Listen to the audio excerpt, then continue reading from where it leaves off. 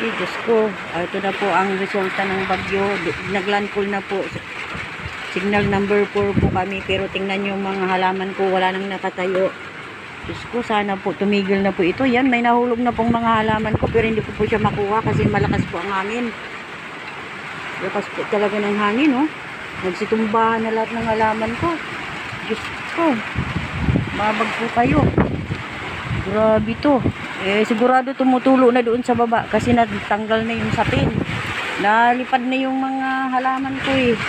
Lord Jesus Christ, patigilin niyo na po ang hangin na ito. Sa pangalan ni Jesus, tumigil ka, hangin. In Jesus Christ name, lumayo ka sa lugar namin.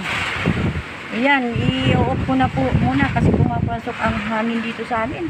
Grabe to Lord. Patigilin niyo na po ang hangin. Grabe, dapa na lahat ng halaman ko. Ayan. Yung mga saging dyan sa kabila, nagsidapa at okay. Grabe to.